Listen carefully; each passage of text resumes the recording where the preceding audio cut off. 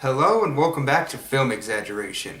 And with Thor the Dark World coming out in a couple of weeks, I figure it's about time we look at another comic book movie.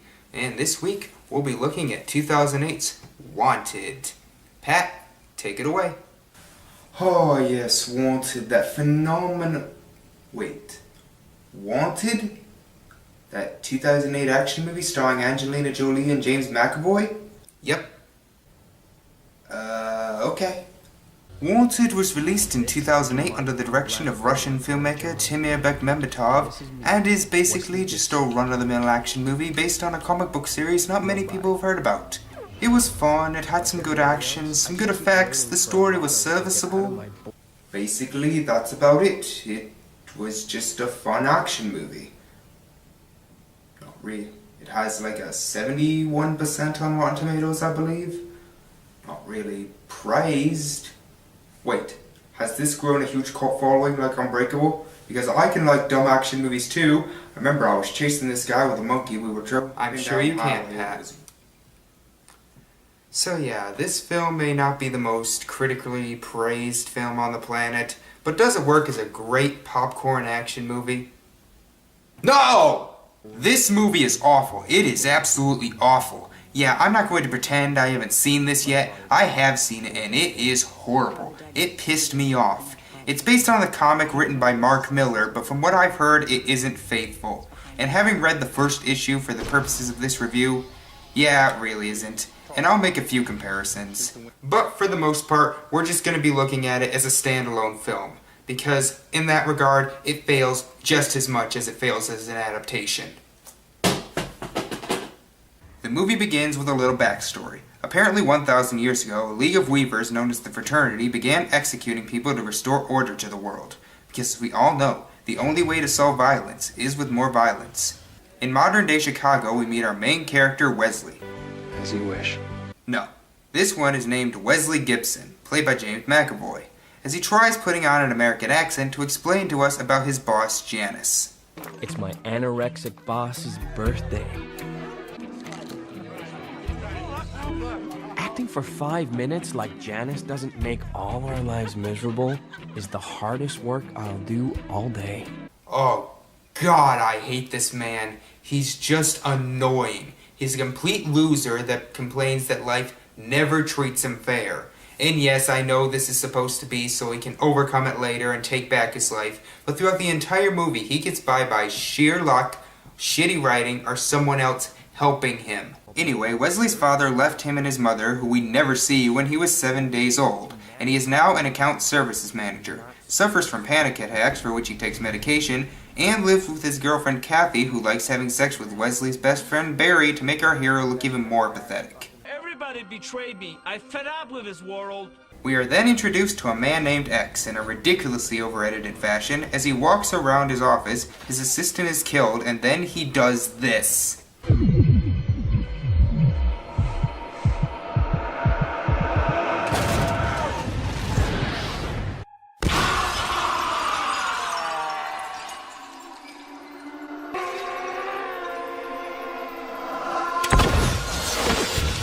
Prepare yourselves, this is how every action scene in the movie is going to go down. Overly edited, overly violent, complete lack of knowledge of how physics works, stretching the suspension of disbelief so far it breaks, and worst of all, slow motion, fast motion, normal.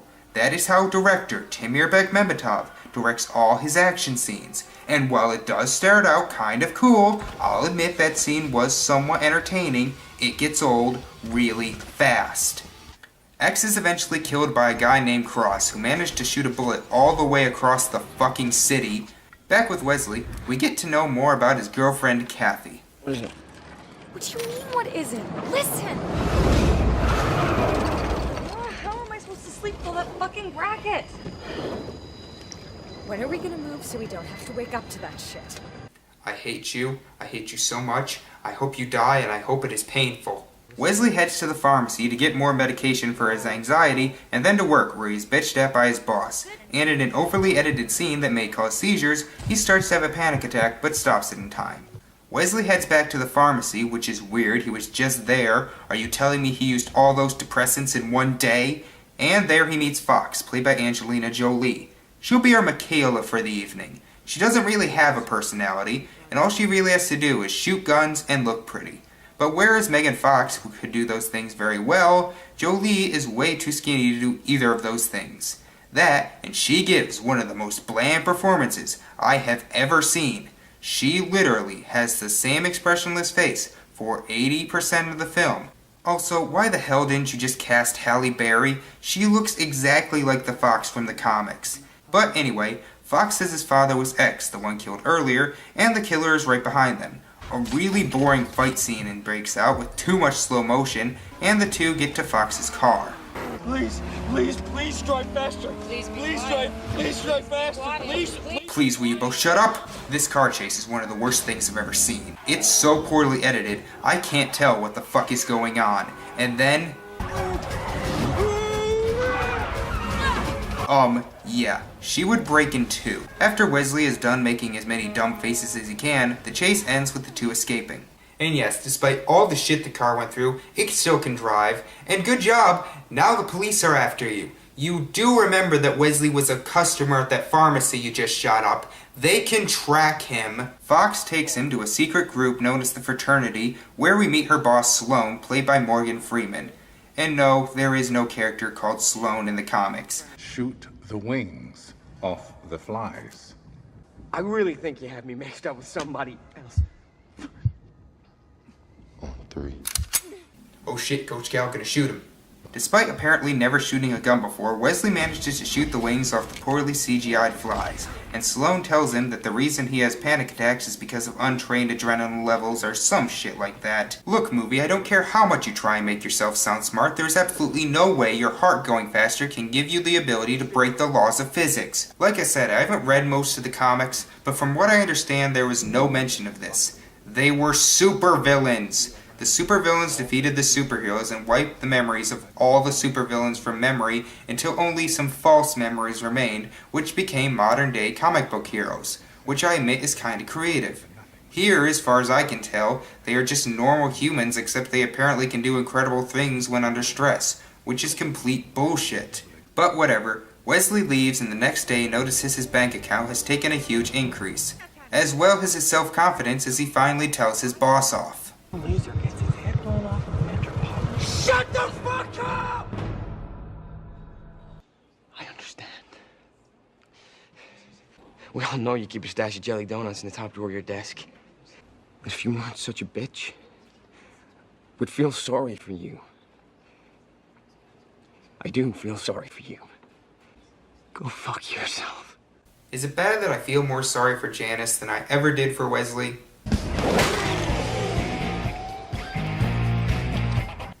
Then they promptly arrested him. The end. Fox takes Wesley to an abandoned textile mill where the fraternity meets up. Inside is a giant weaving loom, and Wesley tells Sloane he wants to know why they do what they do. So he takes him to the repairman, who proceeds to beat the shit out of him, which I kind of enjoyed, and then he is taken to a large Russian man named the Butcher, who says to stick him, calling him a pussy until he does.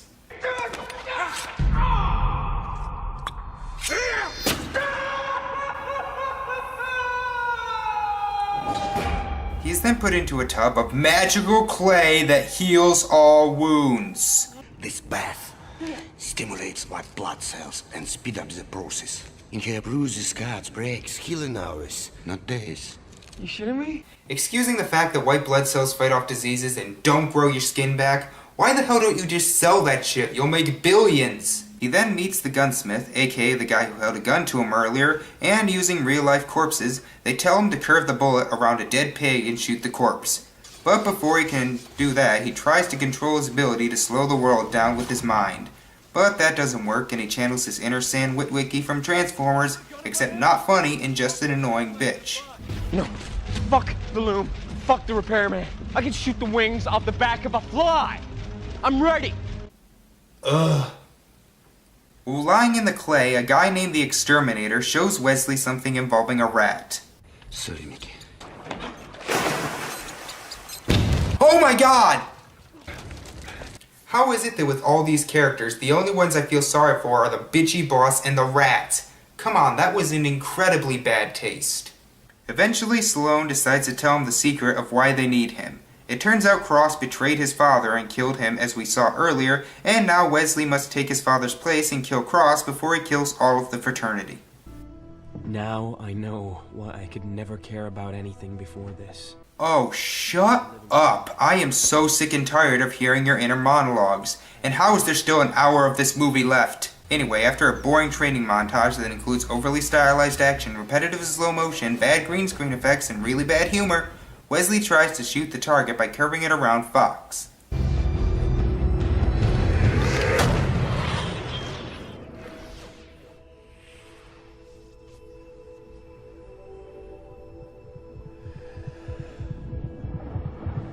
Yeah, I like the fact that she blinks at normal speed despite it all being in slow motion. I bitch, but this is the entire reason I wanted to see this movie. But when you really get down to it, it's just a B-rate version of Bullet Time from The Matrix. In fact, that's what the action is. It's trying to be The Matrix, which may explain why they think the laws of physics doesn't apply to them, but remember that The Matrix was a computer simulation, so they can get away with that stuff. But when they were in the real world, they were still bound by the laws of the actual universe like gravity and friction. Here it just comes off as gimmicky and, like I said, really boring. Anyway, now that he is officially a member of the fraternity, Sloane tells them why they do what they do. And here's where the movie gets fucking bad. Before this, it was crap, but I wouldn't have remembered it. Here is where all suspension of disbelief goes bye-bye, and it becomes one of the worst films of all time. 1,000 years ago, a clan of weavers discovered a mystical language hidden in the fabric. They called themselves the fraternity.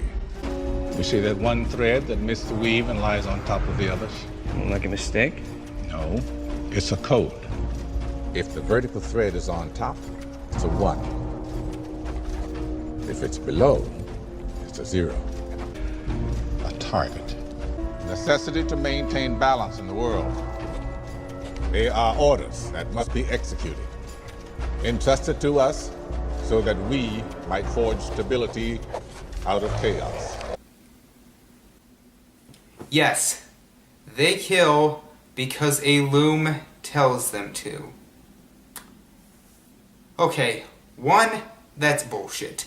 2, the Loom of Fate is part of Greek mythology, where the Fates, the 3 goddesses who determine the destiny of every human on Earth, weave a tapestry of life. So how did this thing get down on Earth?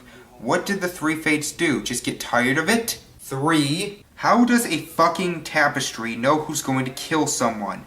Why would anyone follow this thing? I mean, aside from the fact that it just sounds stupid, that's hours and hours of work you have to spend deciphering a piece of cloth. 4, how far does this thing's range go? Does it tell who will just kill in Chicago or in all of the world? 5, since America was only populated with Native Americans 1,000 years ago, I'm guessing they found this thing somewhere else. So, does it just adapt to its surroundings? 6, they say that it's all fate, but wouldn't fate be the killer succeeding, since that's what would happen if no one intervened? You're actually changing fate by saving these people, which is kind of going against what you want to do. 7, what if there are 2 people with the same name? Do you just kill both of them to be safe? 8, if you are trying to protect people, then you do a shitty job of it, as you probably just killed Lord knows how many people during that little chase scene and shootout earlier. 9, if it shows people who are going to kill, why the fuck doesn't it come up with the names of the assassins that have been killing people for years? And 10, this is the premise of Minority Report. In that film, we have Pre-Crime, which uses young psychics named Pre-Clogs that can predict a murder before it's going to happen, and Pre-Crime goes and arrests them. Replace Pre-Crime with Fraternity, Pre-Clogs with Loom, and Arrest with Assassinate, and there you go. Now, in Minority Report's defense, they say it only detects murders in Washington, D.C., and they give an address of where the murder will happen. Here, it's all just guesswork as Sloane just interprets it, and they go without question. I wouldn't mind so much if this were played sort of tongue-in-cheek, but no, it's completely serious. Anyway, Wesley is supposed to go kill some guy named Robert Darden, but he can't go through with it until he remembers back to a story Fox told him about how her father was killed in front of her. That would be dramatic if Jolie put any effort into it, and it turns out a member of the fraternity was supposed to kill the assassin beforehand, but the fraternity member didn't kill him. We cut back just in time to see him change his mind and shoot Darden. That was some of the worst writing and editing I've ever seen in my life. So we see a few more minutes of more boring fights and over-the-top stunts.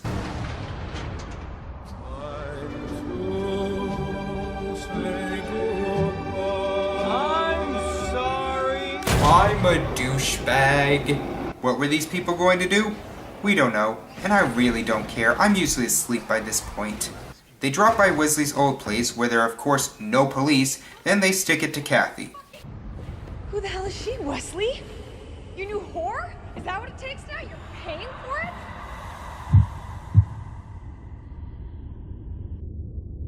I don't even have anything to say, I just hate all of you. Wesley? Cross finds them, and after causing more injuries and possible fatalities, Wesley accidentally ends up shooting the exterminator. Which you think would mean something, but it doesn't. He feels bad for a few seconds afterwards, and then it's never mentioned again. Anyway, it turns out Wesley's name came up in the loom, and wait a minute! Green eyes? And Fox is given the order to kill him, and wait another minute! So a bored office worker, who narrates to the audience, meets a stranger who takes him to an underground secret society involving violence, where the worker suddenly becomes more confident, telling off his boss even, but it turns out in the end that the stranger betrays him? Does that sound familiar?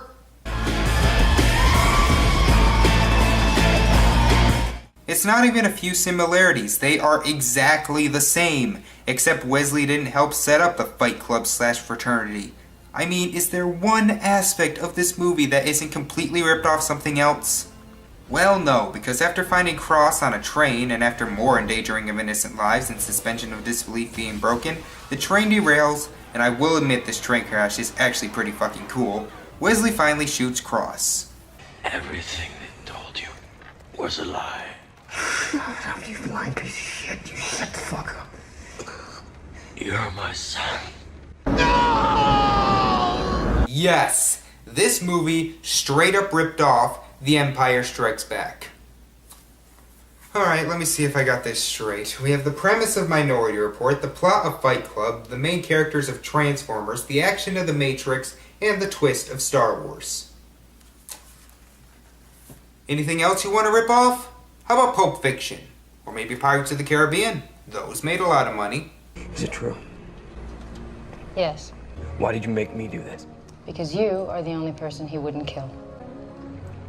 Well, his name came up. So did yours.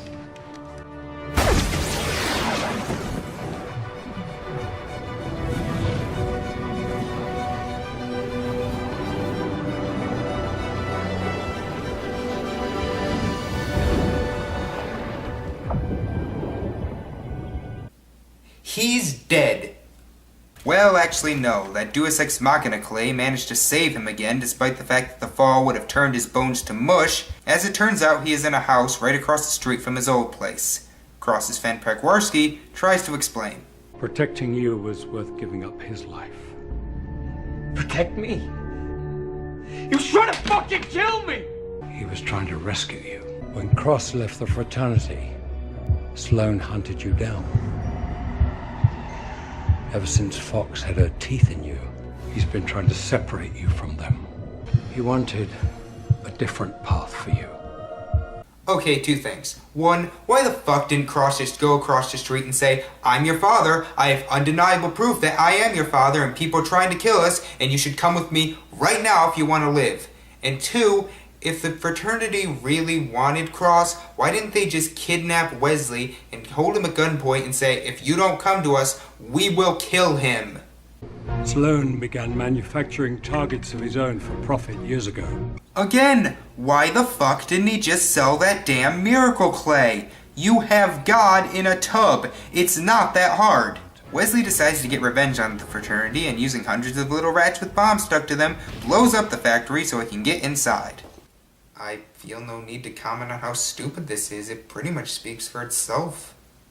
And after a long, boring, overly violent, overly stylized, overly CGI'd fight scene that's way too serious for its own good, Wesley finally finds himself surrounded.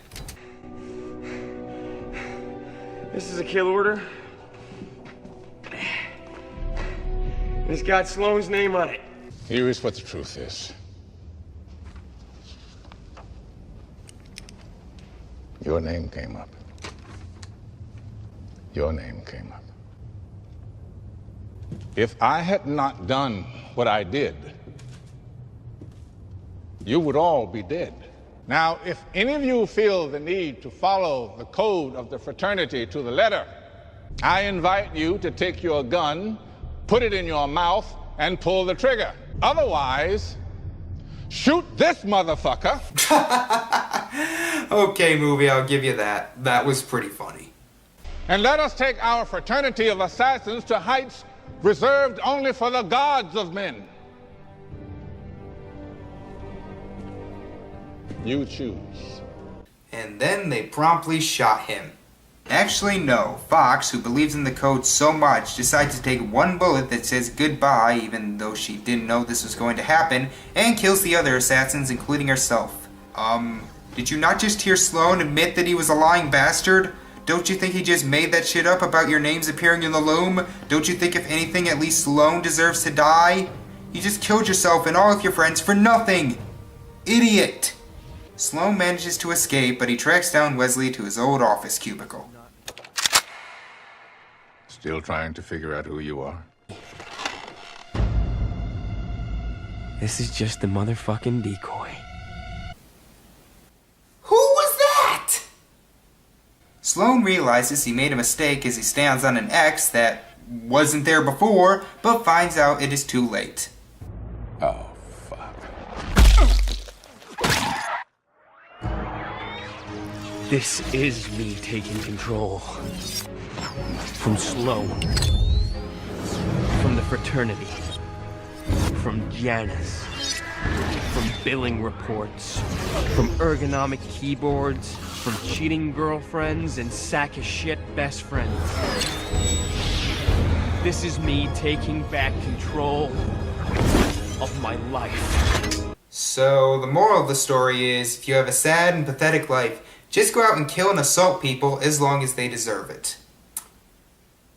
Alright guys, I don't think you understood the message of Fight Club. Here's a little hint for you. Tyler was the bad guy! What the fuck have you done lately? What have I done lately? Well, I've been watching this movie. So apparently I am a lazy sack of shit for having sat down and watched this movie. The movie literally insults you for watching it. This was awful. I mean really awful. The characters were annoying, the action scenes were shit, the writing is terrible, the acting is really bland, nothing about it is original, choosing to throw out its original concept of the comics and instead be a mix of Fight Club and The Matrix with a few other elements of much better movies in there. The direction is repetitive and lazy, and it just insults you, both as a person and your intelligence. It's sexist, mean-spirited, unfunny, but you know what? I could forgive all of that if this movie were entertaining, but it isn't. It's boring. The film takes its stupid premise way too seriously to be any sort of fun. It's dark, overly violent, and overly stylized in all of the worst ways. This film just gets everything wrong. Fuck this movie. Whew. Now if you like it, wonderful. Go and enjoy it. At least somebody got something out of this. But don't you dare insult me by saying I can't enjoy a big dumb action movie. I love big dumb action movies. But this film was just too much. Thank you all for watching, and I will see you next time. Bye.